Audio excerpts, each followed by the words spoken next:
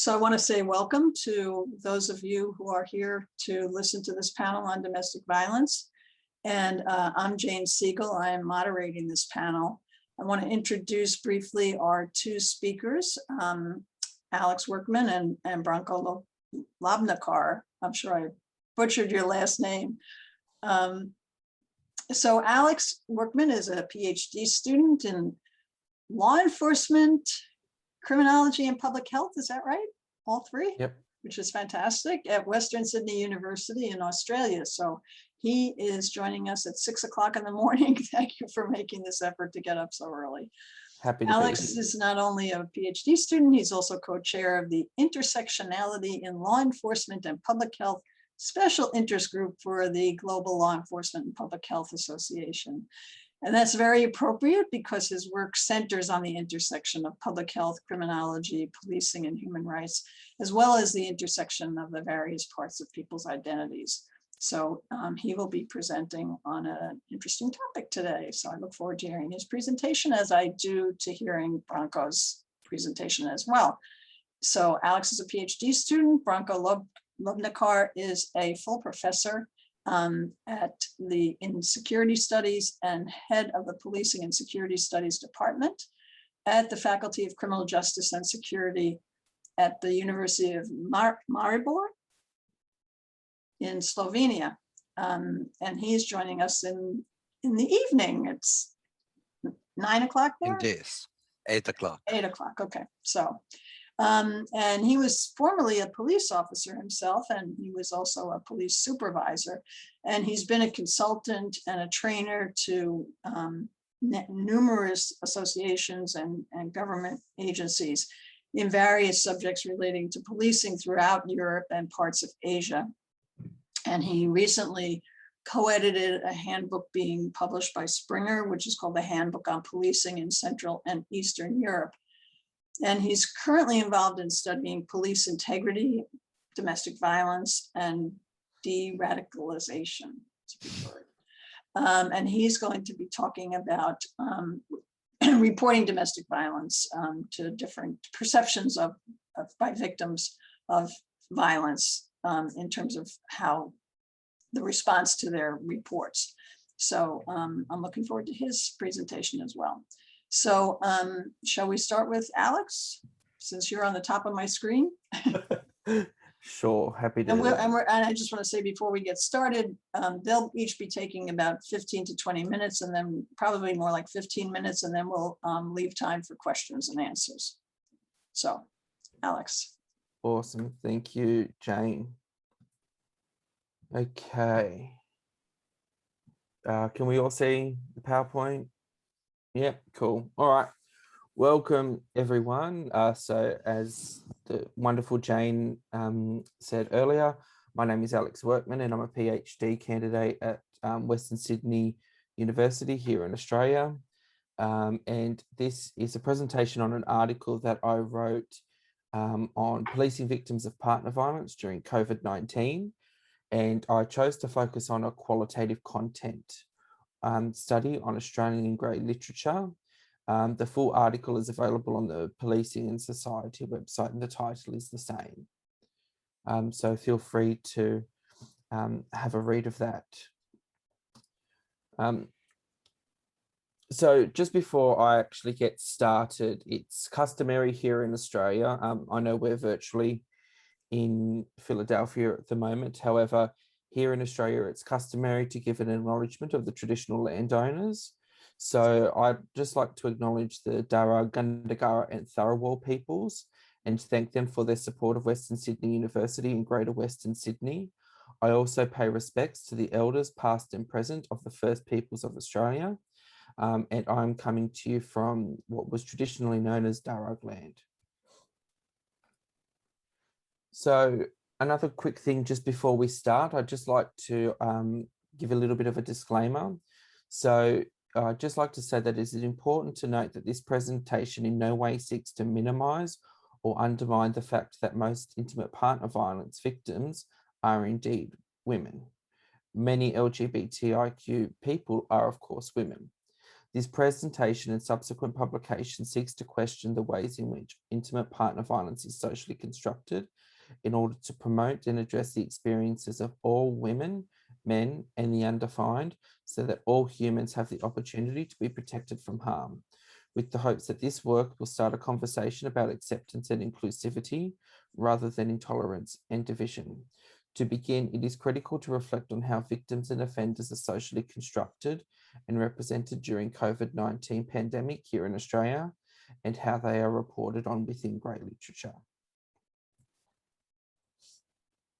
So to begin, I'd just like to identify some terminology that just so we're all on the same page, but also what I address in my article as well.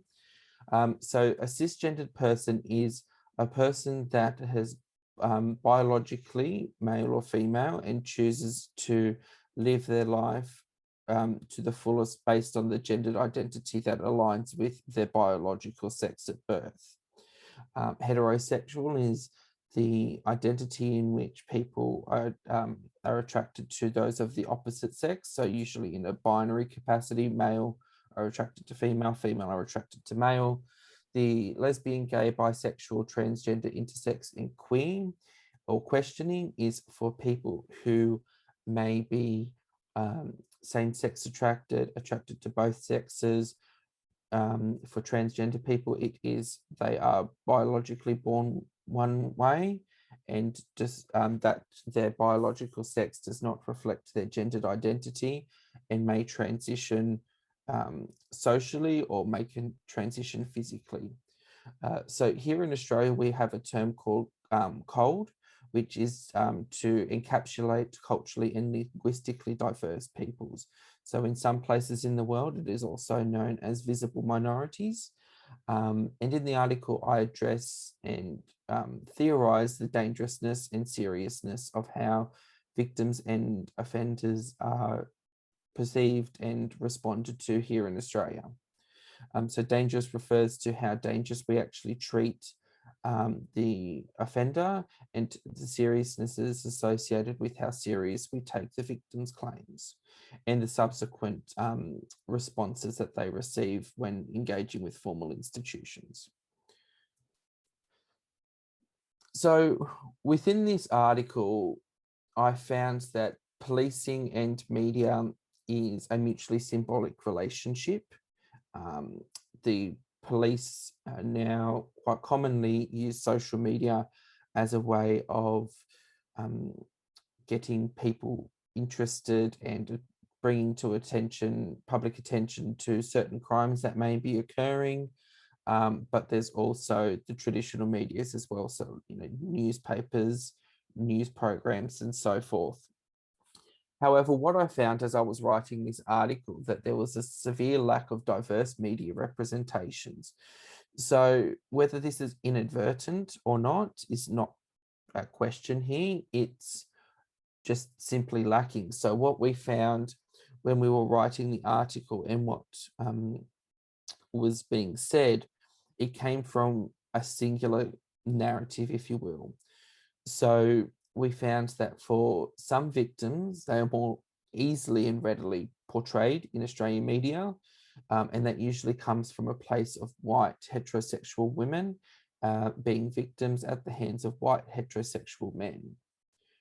And this subsequently directs how police intervene. So what is generally reported on in the media will dictate policing policy and subsequently dictate how police will intervene with victims and offenders. So if you portray it one way, subsequently that's all you're ever going to find. So this is really interesting, and I found that it is quite problematic from two sides of the fence, both from a policing perspective and a media representation perspective as well. So another key challenge that we found in the article was challenges of terminology. So my research focuses on intimate partner violence. However, that's a term that comes under the umbrella of domestic violence. So under the umbrella term of domestic violence, we have family violence, sexual violence, and intimate partner violence. However, intimate partner violence is not something in which is popularized here, and it's not really something which is commonly used. A lot of people will actually use domestic violence or family violence. But what we also found within the literature is that family violence and sexual violence were often compounded together. But when we go back to the definitions, yes, sexual violence can occur in a family violence situation. However, sexual violence also does occur in a non-family violent capacity as well. But when we talk about it in Australian media, they actually overlap the two, which we argued that was actually quite problematic, because some people, they may not have been subjected to sexual violence from a family member, but the way in which we report it as family and sexual violence, they may go, well, hang on a second, a family member didn't do this to me. This might have been a random person. So there is a bit of disconnect that we hypothesize that it might actually stop people from engaging with formal institutions if they do not believe that they would be taken seriously. So this kind of led us to identifying quite a few key issues here from COVID, and I'm sure many of us unfortunately faced a few of these issues, such as being in lockdown. But within lockdown, the literature started to identify some kind of key areas where people may not be aware that they have been in an abusive relationship. But there was also a lot of talk about threat of infection from the partner. So when we start to, I guess, conceptualize what intimate partner violence and for LGBTIQ people may look like versus what it may look like for heterosexual people, there are some nuanced differences. However, the threat of infection from a partner is akin to a type of abuse that is unique to LGBTIQ people, with the threat of infection from HIV and AIDS. So that's used as a form of power and control the offender has over the victim. There was many that realized that they are in an abusive relationship where they may not have seen the signs prior to being in a lockdown situation where you can't really go anywhere. That also severely compromised the places in which they could escape to. So here in Australia, it was state and territory based on how the lockdowns were managed. But if you were allowed out to buy food, medical appointments, but that was about the extent of it. So the places in which a person could escape to was severely compromised. So that led to a severe reduction of personal safety. And another big, I guess, area of concern was that there was concern and rising to the occasion to make meaningful change is gaps in service delivery.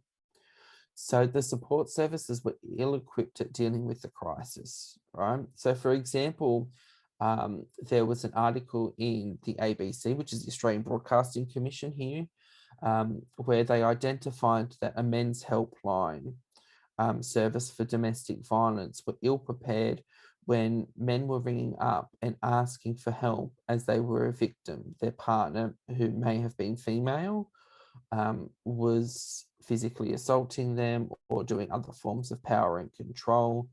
And for all intended purposes, they were a victim. However, the service said that they were ill-equipped at dealing with this because they only had the capacity to say and provide men assistance for them to stop being offenders. However, from face value, it was a men's helpline, and so these victims were ringing up for help, but this helpline service couldn't actually provide them with the assistance that they needed. So that in itself is extremely problematic. However, that's the type of barriers that we actually have here in Australia. There was also a lack of attentiveness to diversity. So only select type of victims were discussed, and conflating the nuances of identity. There was also a lack of explicitity, so identifying who may or may not be a victim. And there was also technological discrepancies where they would advertise certain types of mobile phone applications. However, they would not specify that men could use them. For example, they would say women and children can use the apps. People with disabilities may be able to use the apps. So they actually started advising some intersections of a person's identity that who could use the apps, but if you were not included in that list, you there is another barrier which you may face. So this led me and my colleagues to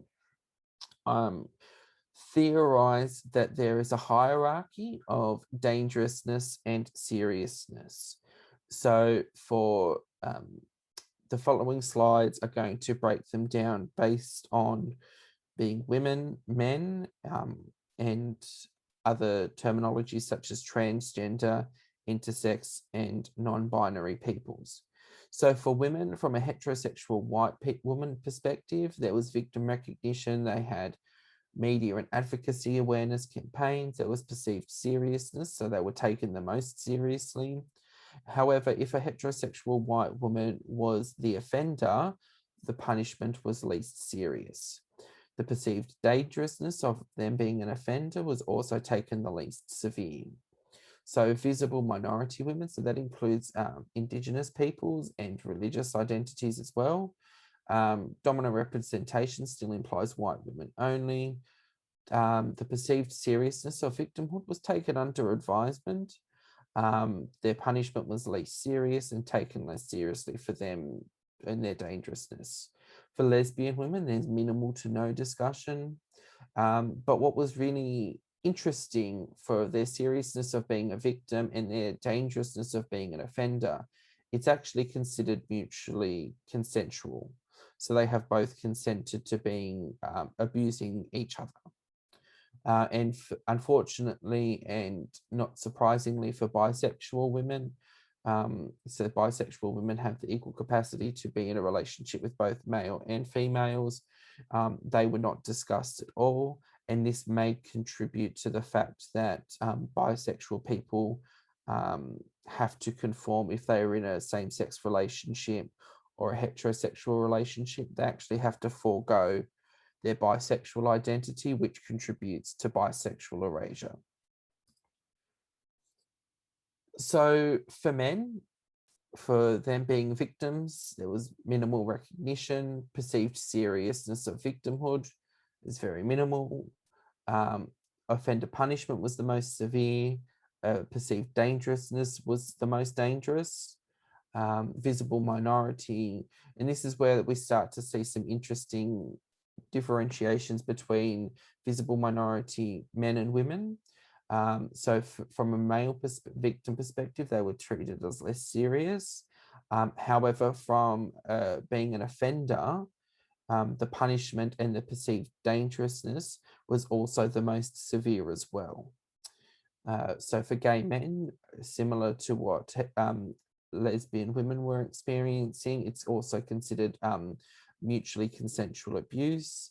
And again, for bisexual men, it contributed to the process of bisexual erasure because they were not discussed at all, because we expect them to conform to either the heterosexual relationship or the same-sex relationship fully. And lastly, what we also found was there was, for transgender and non-binary intersex people, they were not discussed at all. So for trans women, so that is male to female, in no way, shape or form does the Australian media actually talk about them. For trans men, so female to male, they do not discuss them at all. and for non-binary and intersex people. So for non-binary people, it means that they do not subscribe to a gendered identity or sexuality, and they choose to live their life quite fluidly. So because of this, my PhD study is actually going to investigate survivors' experiences and whether or not they believe that their victimized experience was taken seriously, and whether or not their offending was taken seriously as well when engaging with formal institutions. So the way forward, and I guess in closing, is what we need to identify is that journalists require greater education on diversity. So if you look at some instances here in Australia when we report on transgender people being murdered, instead of focusing on the person that has been murdered, for example, the Australian media may go, it was a lady boy or a he, she, which was certainly the case a few years ago in Brisbane, which is in Queensland, where a perpetrator killed their transgender girlfriend. And instead of focusing on the fact that a human being had been murdered, it was only focused on her identity and the fact that she was formerly a prostitute. Police must be given the means to learn and become culturally aware. So when we talk about cultural awareness, it's having the ability to be aware that not to have our assumptions of when we walk into police may walk into a situation and assume based on societal norms that the victim is always going to be the woman, the offender is always going to be the male, but that also brings into question when they walk into a situation where there are two men in the house or there are two women in the house. So this also leads to what we call cultural destructiveness. And so that's the destruction of, inadvertently or not, of a person's identity and how we start to actually engage with diverse peoples. So policy must also be inclusive of all people and not create hierarchies. So what supported our theoretical perspective of the dangerousness and seriousness of victims and offenders was what was also said in policy documents. So many policy documents here in Australia that govern policing responses as well don't actually consider diverse identities. And if they do, they're very specific in who may be perceived as a victim and who is always going to be the offender. But this also leads to some of the arguments that the gender dimensions of how we respond to domestic family violence, domestic violence in itself, sexual violence and intimate partner violence are somewhat outdated and don't actually accurately capture all parts of a person's identity. So this also stems from our statistical data collection and how it must be more comprehensive. So that is, it must be more than gendered identity as collected. Unfortunately, the Australian Bureau of Statistics, so that is our big data collection organisation, had a proposal put forward where they were advised to collect more than gender to identify violence and where violence may be, and they actually rejected that proposal. So this creates greater issues in creating a culturally safe and inclusive space for people, and it is crucial for all people from all walks of life that they, when engaging with a formal institution, whether that be a law enforcement or a public health institution, that they feel safe. They're going to be heard and they can walk into any of these institutions and go, I am a victim, and whoever my offender may be, in whatever capacity, in whatever identity, they will be taken seriously. So thank you very much. Thank you very much, Alex. At a conference in person, I would hold up a little sign that says 1 minute left or something. So Branko, I might send you something in the chat. So if you see the chat pop up or something. Sorry. No, that's okay. So I just want to make sure we have enough time for Branko and possibly some questions at the end.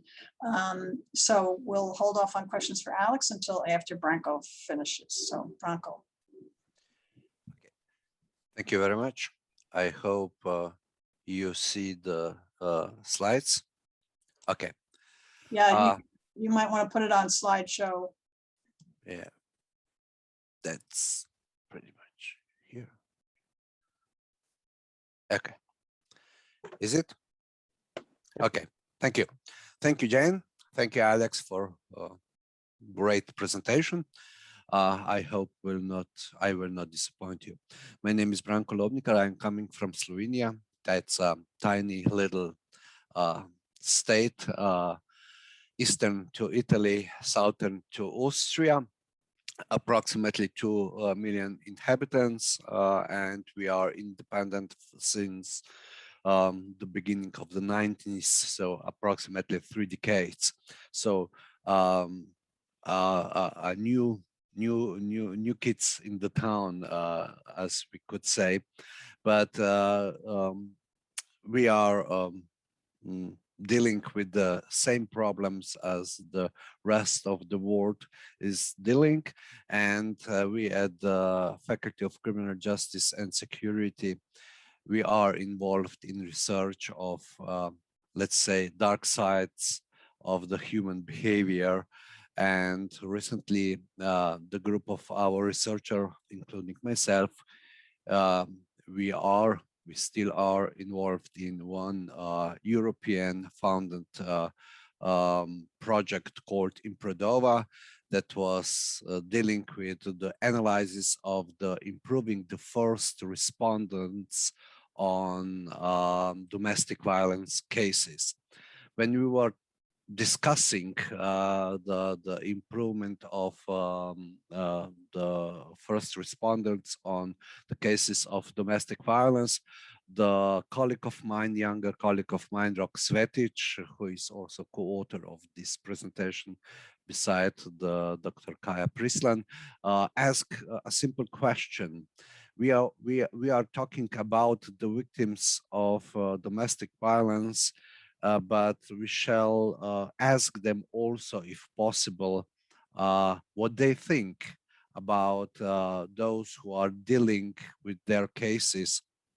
And I'm wondering if the quality of reaction of the first respondents is influencing the level of their willingness to report.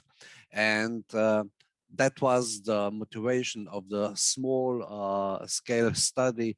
I'm going to present the results here. I do apologize for my airport English, but that's the best way I can do.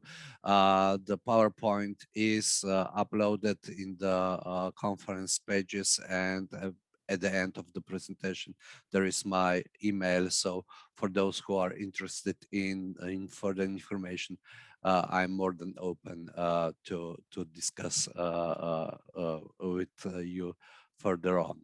A review of the literature shows that the victim's willingness to report victimization depends, among others, on the treatment received upon reporting. It is essential to understand the victim's expectations from the first responders and what kind of assistance they need to encourage them to report victimization. Past research has mostly focused on analyzing the relationship between the police officers and victims of domestic violence, while there is a lack of studies regarding the quality of the overall victims' treatment, including the work of other responders. Therefore, the study's purpose was to analyze the satisfaction of domestic violence victims, the small scale 73 victims were included in the survey, with the work of the treatment they received from various respondents like police, social work centers, health services, courts, NGOs, and especially safe houses. The doing the survey with the victims is hard to do because it is hard to approach to them. In Slovenia, we have safe houses where the victims of severe domestic violence can find the shelter, and these are the secret places hidden from the public because they need to be protected and be then to get a proper help. We know the who runs these shelters, so we ask those institutions if they can help us with um, providing the victims the questionnaires and the links to the online questionnaire. They can choose in person or email online survey. So they help us with that career or message work. So we could not approach to them, but we train them, give them the strict instruction how to approach to them, to explain the purpose of the study, and that the participation is on their own. They ask them to participate.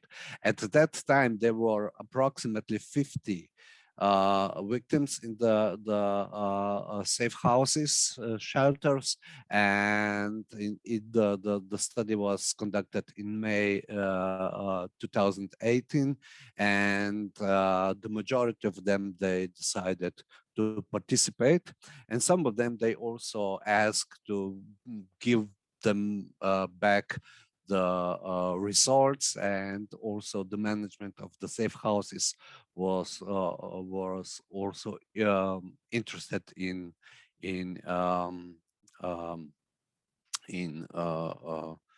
results. So we did that, and I'm going to present the results. First question we asked the victims was, what kind of violence they experienced in their life, and you can see that the majority of them, they report a psychological violence and economical violence as the most frequent form of violence, followed by sexual and physical violence, neglect and physical violence, while stalking and sexual violence was less frequent. But they all, those who participate in the survey, they experience the majority of these forms of the violence. The further question was, how did you decide to report the violence? Because it is known that the domestic violence is one of the most underreported crime, and you can see that they decided by themselves, the majority, and they decided after a long time they experience the violence. So the majority experienced the violence, the different forms of violence for years before they decided to report. Those who decided to report because of the advice of different professionals and institutions they encountered with, like health service or social service, is lower than those they decided by themselves. In Slovenia, we have a great school, school grades from 1 low to 5 highest. It's A in United States is 5 and F is 1. And we use this scale to to grade different behaviors by the first responders, because everybody knows that. So we didn't use Likert-like scales or others, because people are very familiar with that. So we often use this kind of grading. Among others, we asked the participants in the study to evaluate different professionals' work from individual bodies or organizations in dealing with their case of domestic violence. And you can see that the best grades goes to safe house employees, the places where they found the safe place to stay, and the first responders, police officers, and healthcare professionals get a slightly lower grade. There is 1/5 of the police officers, they got 1 or 2, so very low grade, and the same goes also to health professionals. What we found out, and it's going to be shown also in further slides, is the victims are the most unsatisfied with the judicial system in Slovenia, because they reported, as it is known, that secondary victimization when they come to court. Especially one respondent wrote it up that she need a lot of time to run away. She came to the safe house when they found the safe environment, and then from that hardly gained safe environment, she went back to the court, and she has to relive all the problems again. Here is the slides on the level of professionalism they gave, or they assess of different professions. So how professional behavior was when they ask for help. And you can see here that the police officer, almost 1/3 of the police officer got a grade 1 or 2. Especially this was a surprising result, especially because the Slovenian police give a special attention to domestic violence cases in last 2 decades. So we would expect better results, but these are the victims of domestic violence, so they know what they experienced, and they reported that the work of police officers in 1/3 cases was not as professional as they supposed to be.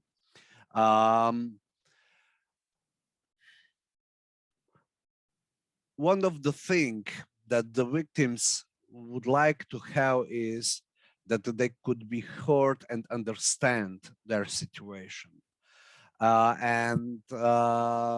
It is important that when they decide to look for help and to escape that circle of violence, that they get the professionals who understand their position, who can walk their shoes.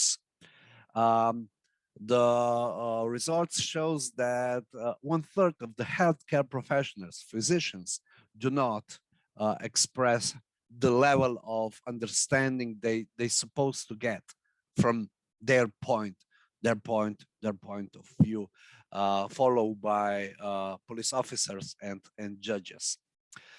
And the question we asked in the beginning was, is that treatment important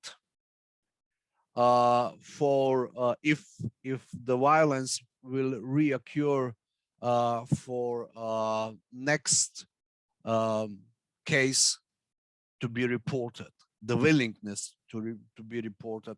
And the answer is yes, of course. It is straight ahead question, and we expect this kind of results. But yes, according to the victims of domestic violence, the experience with the treatment they get influence heavily on their willingness to report events upon possible re-victimization. We also ask the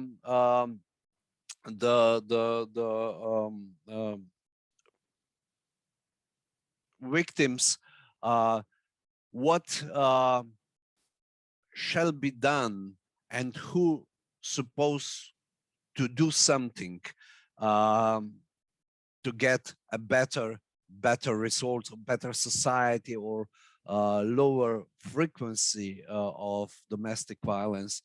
And of course, the government and the competent ministries, especially the ministry responsible for police work, is that's supposed to be doing something better besides the courts. So those first responders who are dealing with the victims of domestic violence.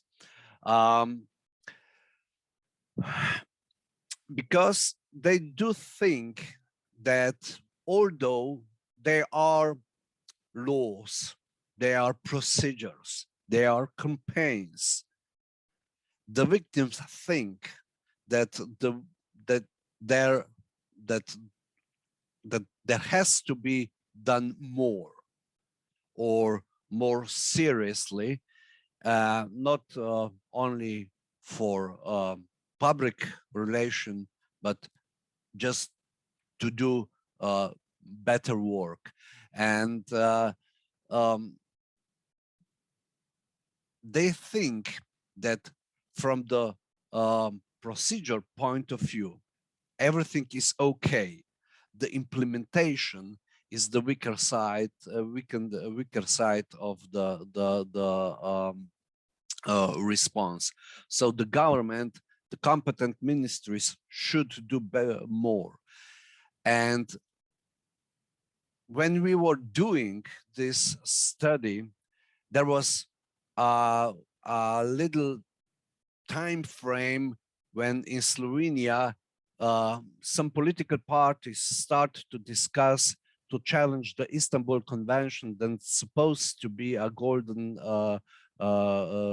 standard dealing with domestic violence in Europe. So the need to do better work is always on stake.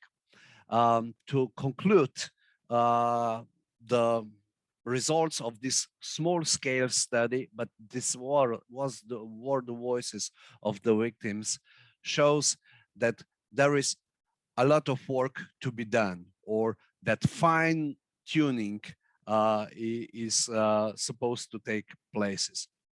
Regarding the awareness, Alex already mentioned, that is very important, especially the media.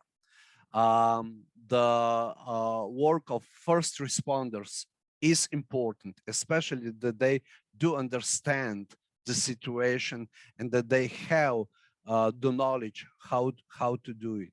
And with the first responder, we saw that if they were if they met the police officer who know the business well, they were satisfied. So those who were trained with dealing with domestic violence cases were better, those police officers were better evaluated than those police officers who supposed to lack some competences in that area. So we recommended that specialized teams to be formed followed example from, let's say, from Portugal, which would only deal with domestic violence cases because of the speciality of the situation. And at the end, we suggested, we found one good practice in Slovenia, not only with victims of domestic violence, also with perpetrators shall be done in different way, not only that policing criminal justice way. And there is one NGO called